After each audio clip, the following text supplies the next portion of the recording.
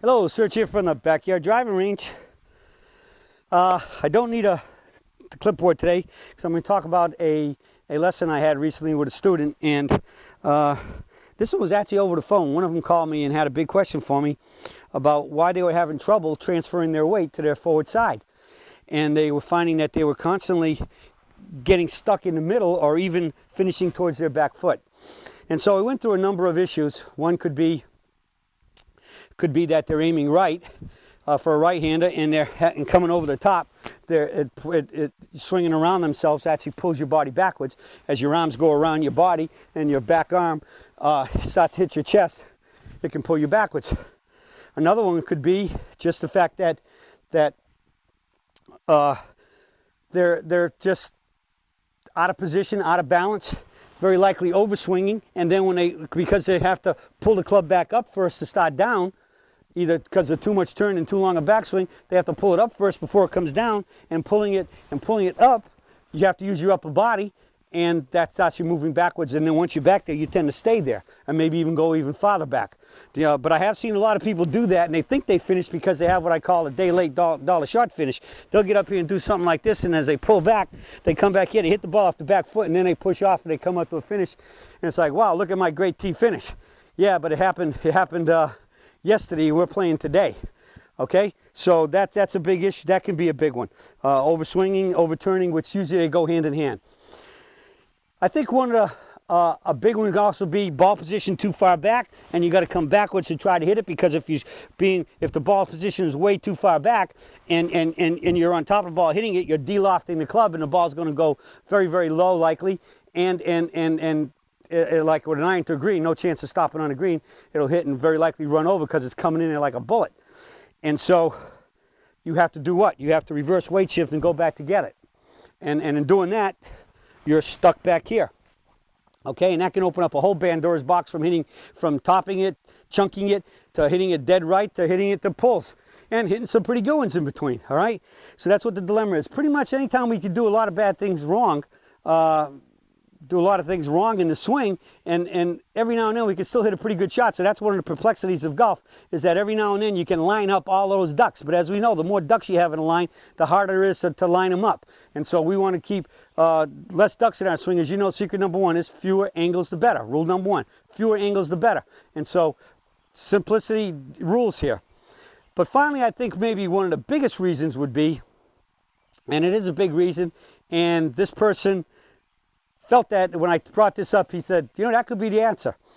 And so I said, if your stance is too wide, and now your stance goes from the wide knees, outward pressure, where we kind of look straight up and down, ankles, knees, hips, and shoulders in line, so you have what I call the building effect, but instead start to looking like a triangle or the Eiffel Tower, that creates a lot of problems. The big one, which causes a reverse weight shift, again, stuck back, is it allows you to, again, make a lot more turn. Your knees, your ankles, your legs from your ankles to your hips are already triangulated, which means there are two opposing angles. It's like if you had a tree that was leaning this way and you wanted to stop it from leaning, what are you going to do? You're going to put a brace up this way and maybe even try to push it backwards a little bit.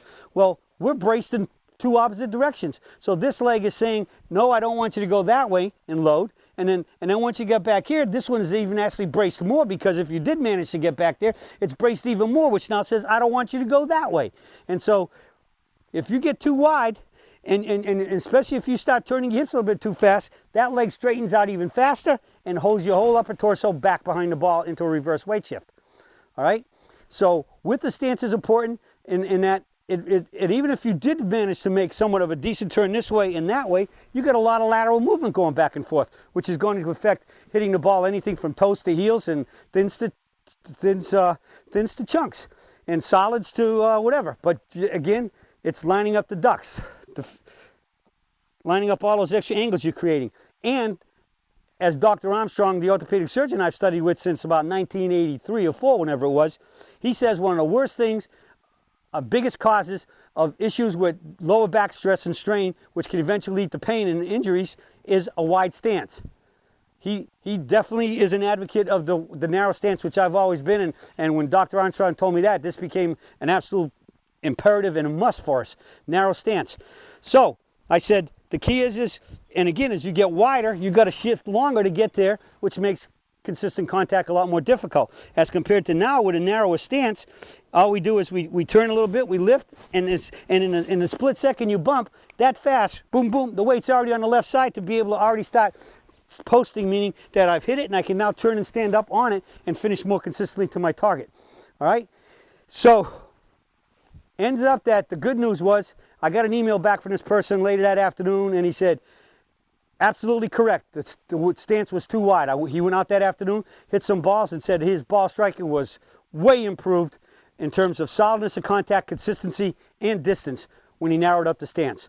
And we see that a lot, because the number one thing is a wide stance gives us a feeling of great stability and great balance and strength. It makes you feel strong. You come in here and you can pound it.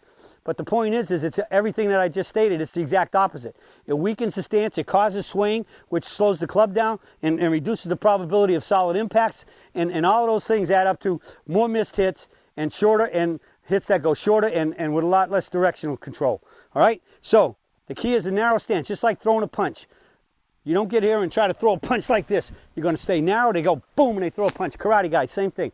They have narrow stance, because the quicker they go, their weight can go from here to the forward foot, from back to forward, the quicker they can have more snap in their arms with control and speed. Okay? And so that's the key to the golf swing. Narrow stance, basically knees, ankles, hips, knees, and shoulders, up to the shoulders. Correct ball position. I'm hitting a 7-iron, so it should be about the middle. And we're just going to load, and we're going to fire to the left side, and bang. And you can get up, and you're on your left side in a second, standing up to that nice tee finish and perfect dynamic balance. Okay? So, check out your width of stance if you're having ball striking problems, directional problems, any problems with your swing. The odds are, in many cases, it starts just because the stance is too wide. And remember, everybody in the world teaches a wider stance than the Peak Performance Golf Setup stance.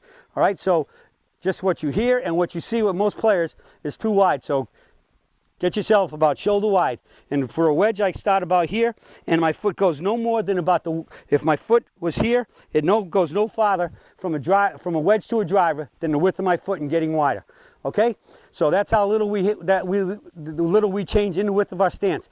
The back foot's always in the same place, directly under directly from the armpit straight down over the knee to the foot, and the left foot or the forward foot will start about close to the same position there and go no farther than maybe just inside of it with a driver, from the wedge to the driver. Okay? With the stance, really important for dynamic balance in terms of being able to load, shift, and swing up to a tee finish. And it's also important to really having a control swing with more speed. All right? Because the wide stance affects all of those issues. All right? Well, check your stance out and take a look at it. And if you've been having some issues, I think you'll find if it's a little too wide, getting to the correct stance will start helping you hit it much more solid, straight, and longer, and shooting those lower scores. That's it from the Surge for today, and I'll be talking to you all again soon.